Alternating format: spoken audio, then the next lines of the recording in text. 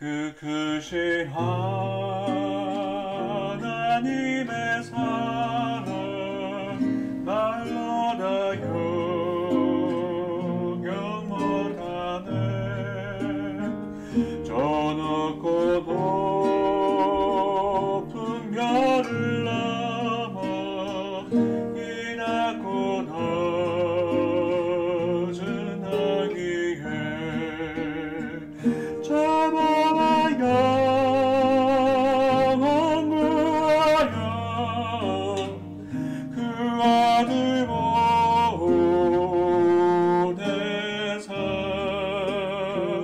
화목제로 삼으시고 죄 용서하셨네.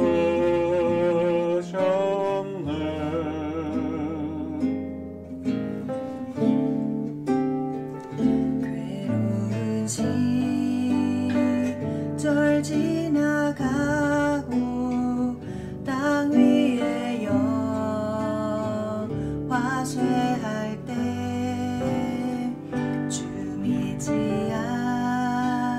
않던 영혼들은 큰 소리 외쳐 울어도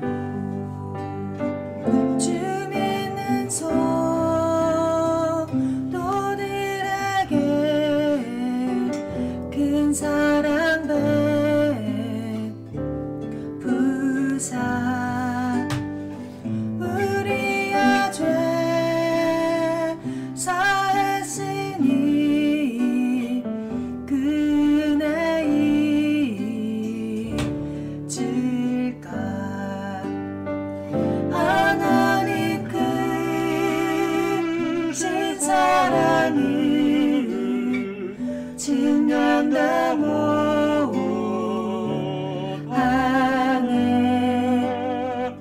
영원히 변치 않는 사랑 성도여 찬양하세.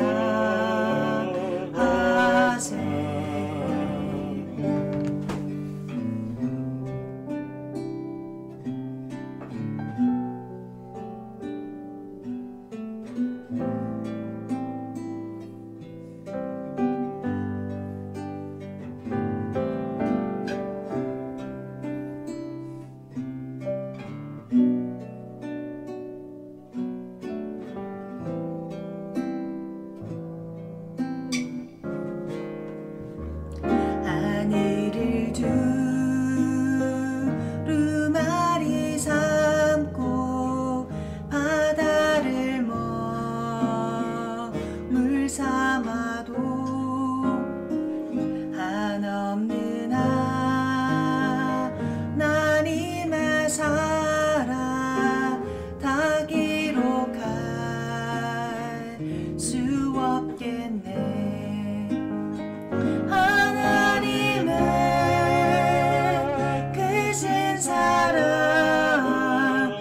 그 어찌 닿을까. 저 하늘로 비싸도 채우지 못하리.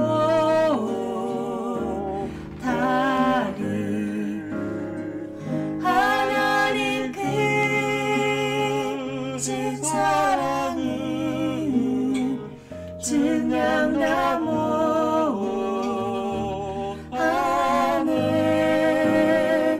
영원히 변치 않는 사랑 성도여 찬양하세.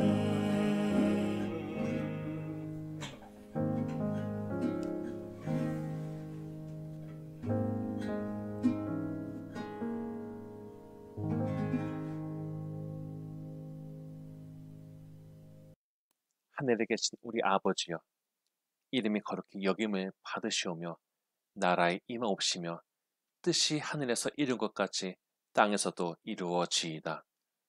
오늘날 우리에게 일용할 양식을 주옵시고 우리가 우리에게 죄 지은 자를 사하여 준 것 같이 우리 죄를 사하여 주옵시고 우리를 시험에 들게 하지 마옵시고 다만 악에서 구하옵소서.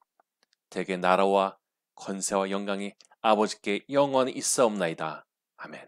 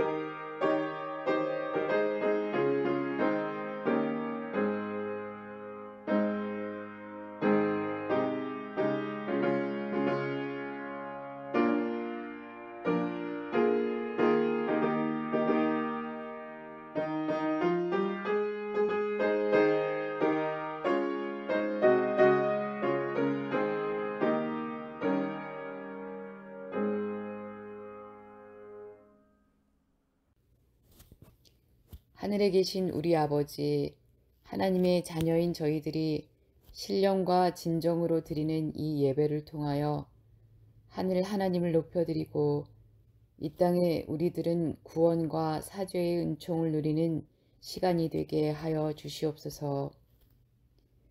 여호와 하나님만을 내 앞에 모시며 그가 나의 오른쪽에 계심으로 내가 흔들리지 아니하리이다. 그러므로 나의 마음이 기쁘고 나의 영이 즐거워하며 나의 몸이 안전하리이다.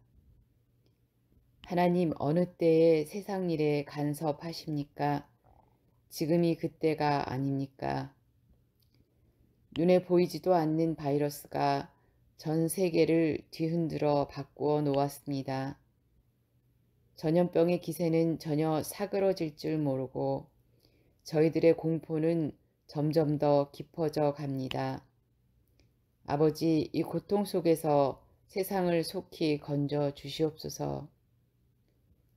시간이 지날수록 그 책임을 전가하며 나라와 인종과 사람 사이에 반목과 혐오가 쌓여갑니다. 이런 세상 한가운데서도 믿는 저희들은 세상과 다르게 살 수 있도록 이끌어 주시옵소서. 어려운 시기에 더욱 서로 나누고 돌보는 시간들을 통하여 우리 하나님 원하시는 것과 하나님의 일하시는 방법을 배우게 하여 주시옵소서. 믿지 않는 세상 사람들은 누구도 가리지 않는 전염병 앞에서 겸손하여져서 스스로 죄인됨을 인정하고 하나님이 필요한 존재임을 깨달아 알게 하여 주시옵소서. 특별히 사랑의 교회 모든 지체들을 위해 간구합니다.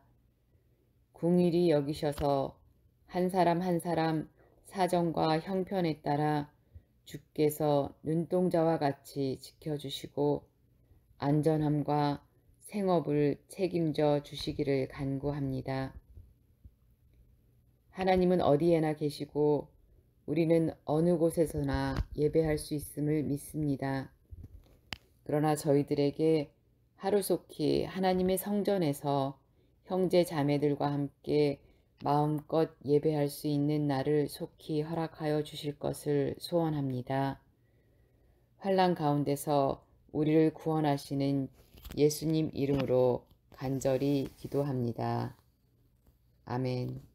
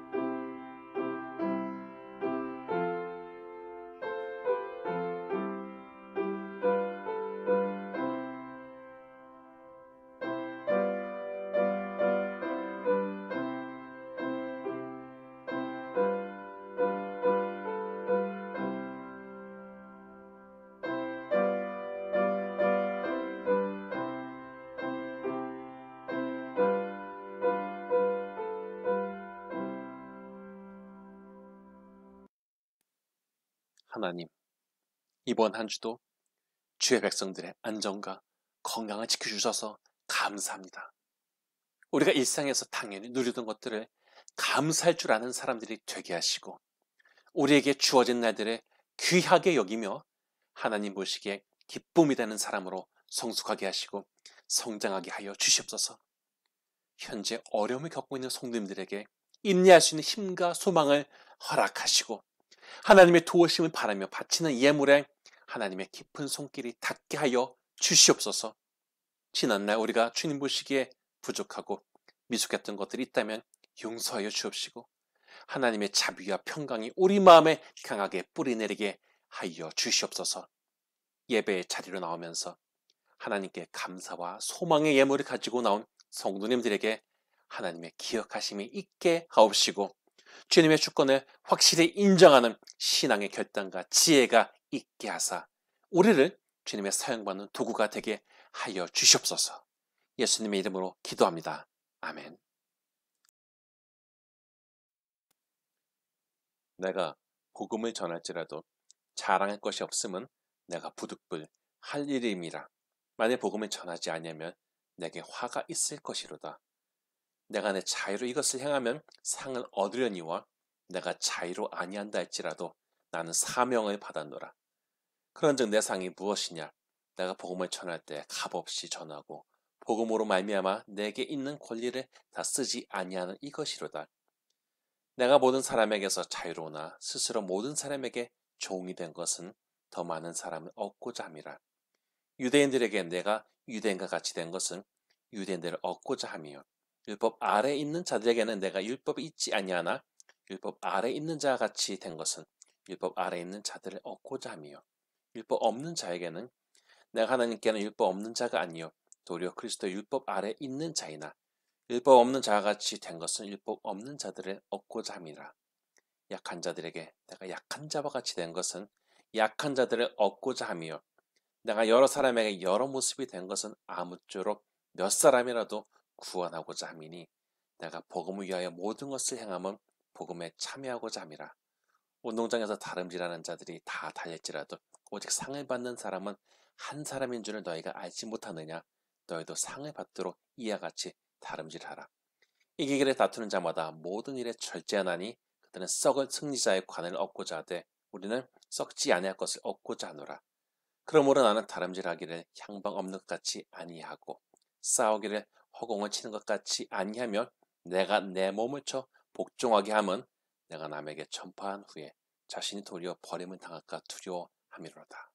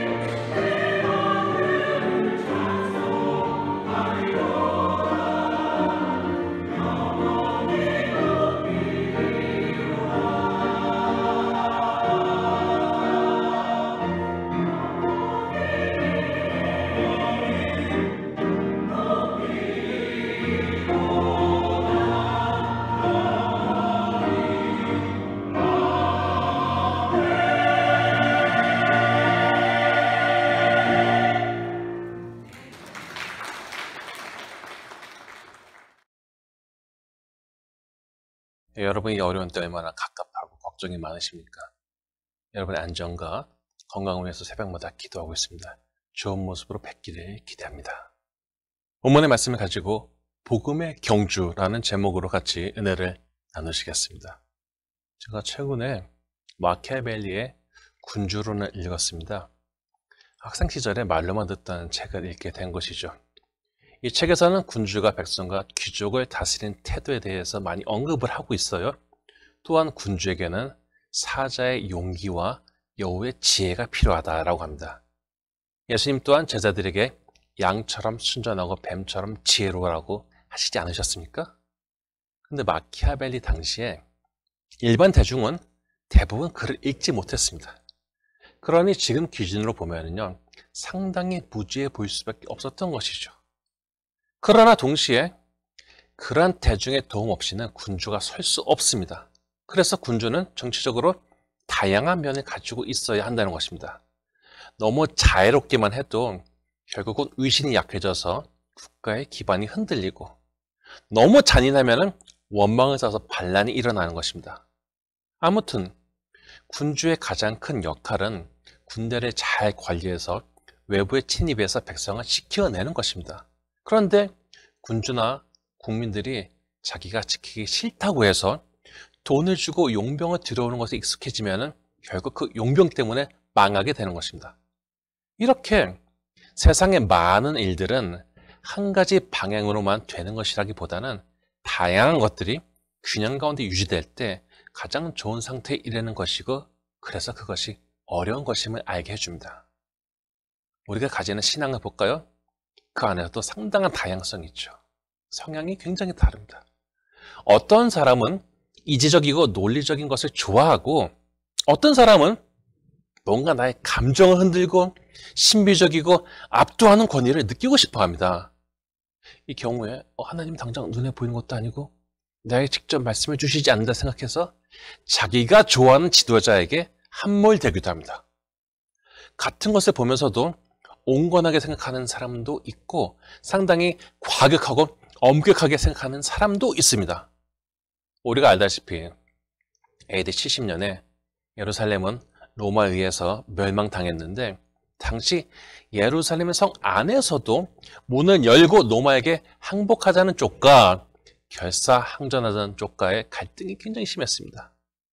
대부분의 경우에 과격파가 득세하기가 쉬워서 이 안에서도 과격파는 자신의 뜻에 거슬리는 동족을 3만 명 이상 학살한 것으로 알려져 있습니다.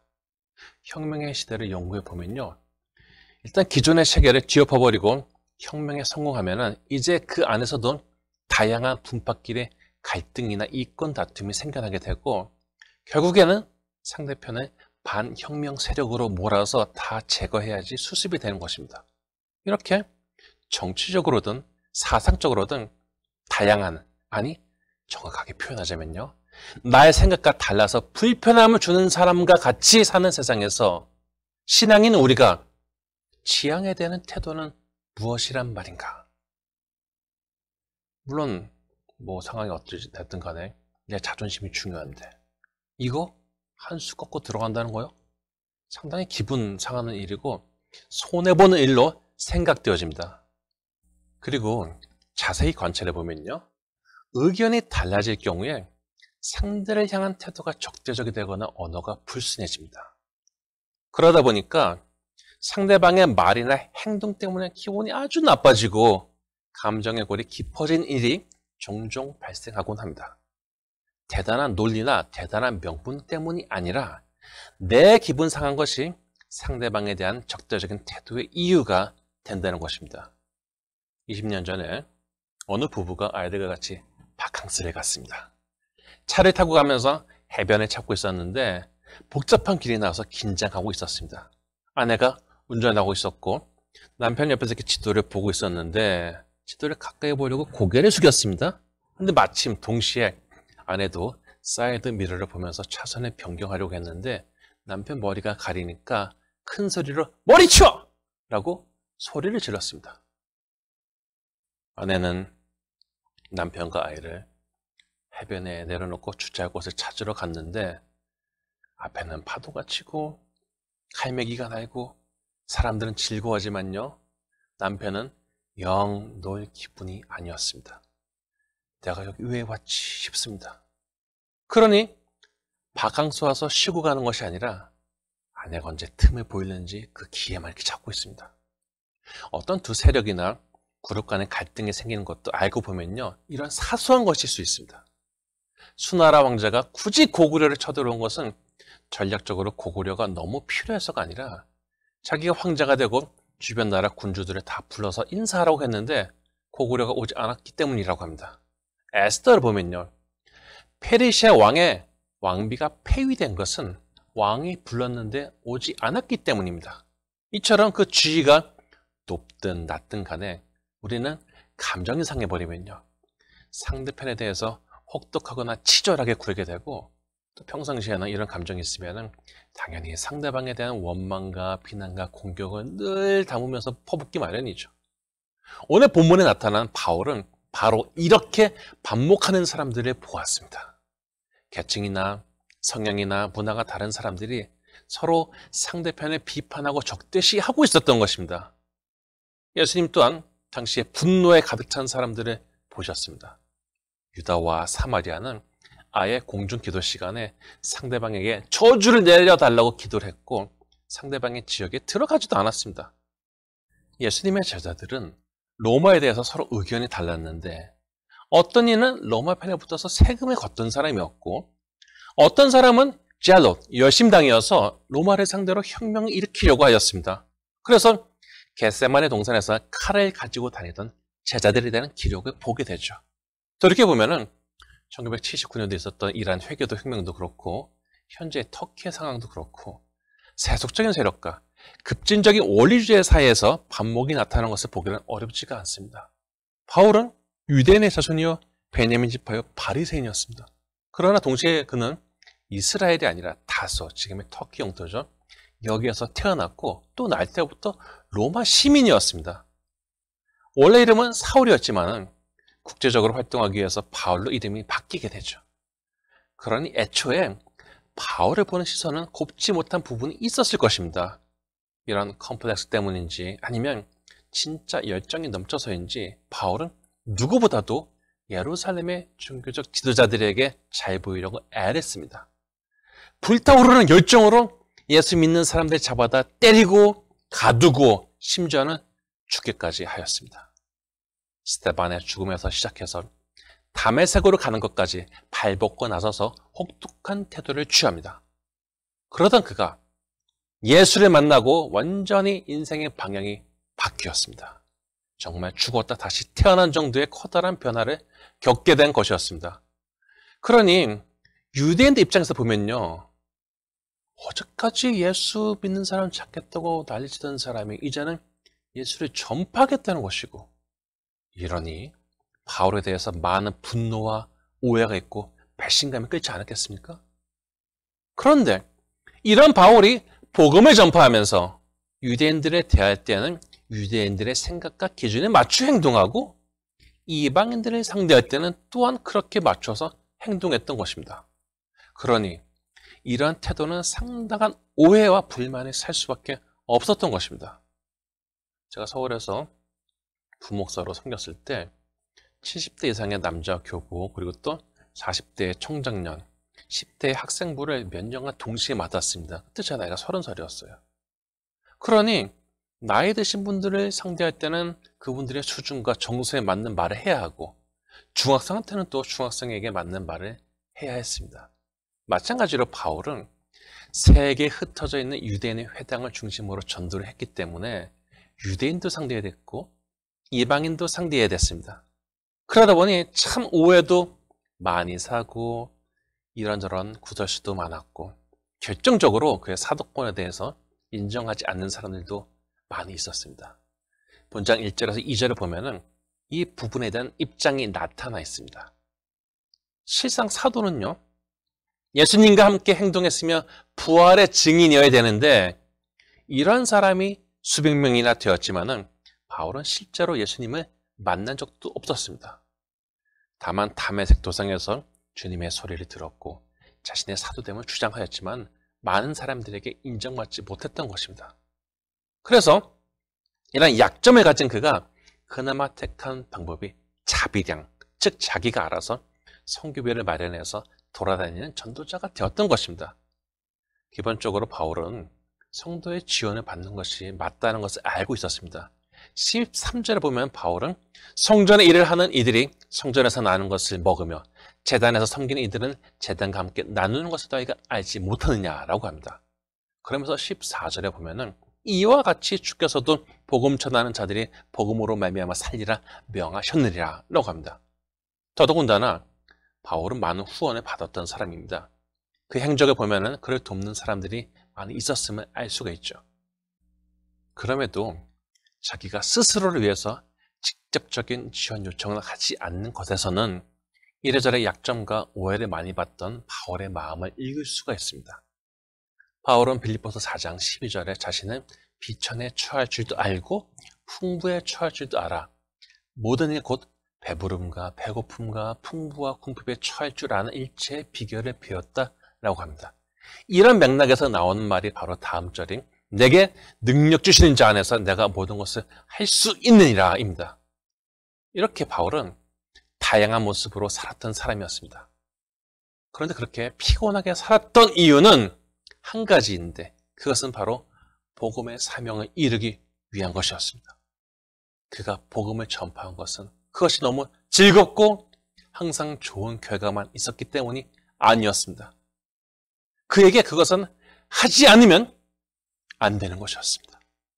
예레미야 선지자가 하나님의 말씀을 전하면 사람들한테 공격을 받기 때문에 하지 말아야지 라고 생각했다가도 마음이 불붙듯해서 할 수밖에 없었던 것처럼 바울도 할 수밖에 없었던 것입니다. 본문 16에서 17절을 읽겠습니다. 내가 복음을 전할지라도 자랑할 것이 없으면 내가 부득불 할 일임이라. 만일 복음을 전하지 않으면 내게 화가 있을 것이로다. 내가 내 자의로 이것을 행하면 상을 얻으려니와 내가 자의로 아니한다 할지라도 나는 사명을 받았노라. 남이 시켜서 억지로 하는 일은 항상 최악의 저급한 태도이죠. 자기가 자발적으로 나서서 일을 하는 것은 아주 고무적이고 칭찬할 만한 일입니다.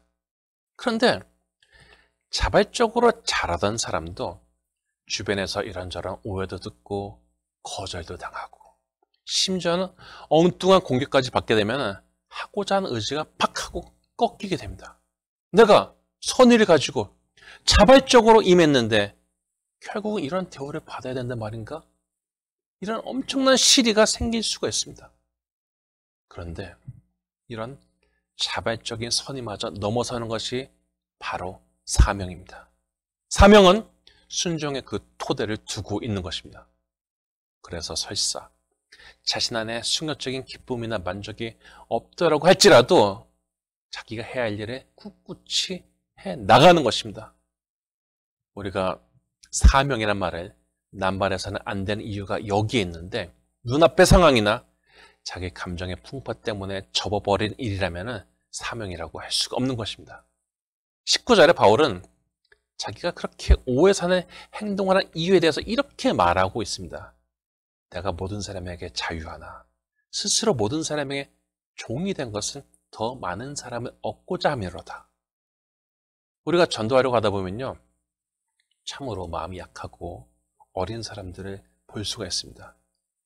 자기의 약한 수준으로 하나님이 하신 일을 판단하고 선을 긋고 또 하는 질문을 들어보면 뭐 저런 걸 질문하나 라는 생각이 들 수도 있겠죠. 여기 대해서 바울은 22절에 약한 자들에게는 내가 약한 자같이 된 것은 약한 자들을 얻고자 하며 내가 여러 사람에게 여러 모습이 된 것은 아무쪼록 몇 사람이라도 구원하고자 함이로다 라고 합니다.